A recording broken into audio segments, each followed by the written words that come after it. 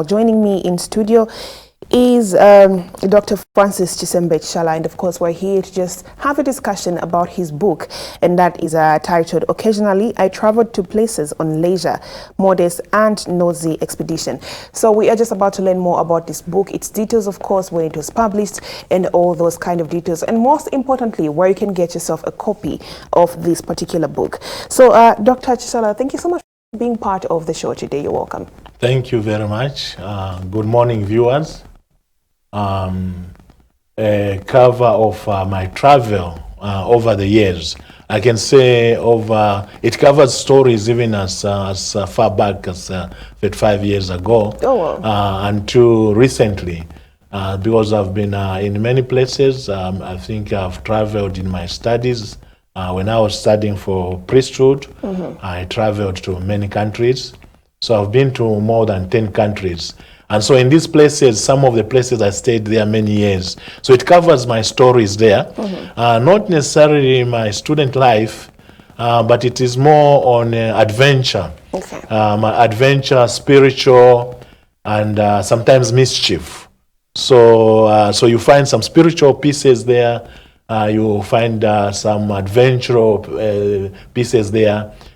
So each chapter comes with a different story, but more travelogue. Okay. Yeah. I mean, hence the title, right? So the title reads, Occasionally I Traveled to Places at Leisure, Modest and Nosy Expeditions. This is actually, I don't know if the camera can pick this, director, but this is the book itself, and yeah, what it says about there. So how long did it take you to actually publish this book, Dr. I could say first when I was in Cape Town, at the University of Cape Town, I was studying media theory and media practice, and one of my courses was travel journalism and narrative journalism. So in the journalism side, that's what I studied. So I started that around 2006.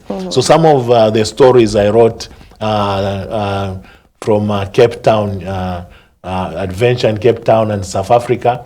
But then I had to recall back stories when I was still in school in Zambia, in Chikuni, and when I was growing up in Congo. So I have those stories back when I was just maybe about 10.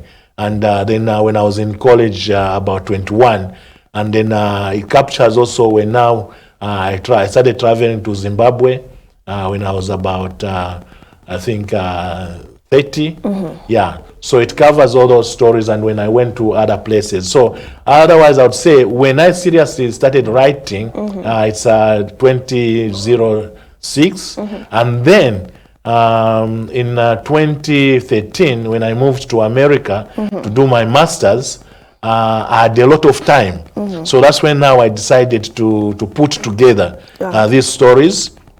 Unfortunately, the editor at the defunct Post newspaper at that time allowed me to, requested me to be writing stories. At first it was like they wanted the comedic stories, but then I gave them a sample of a travelogue, and then he allowed me to write travelogue and some political stories.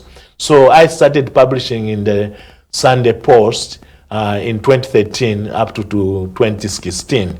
So most of the stories actually were dubbed in the Post, the Sunday Post, as my journal. So it's just recently now I felt that maybe I have now to publish the book.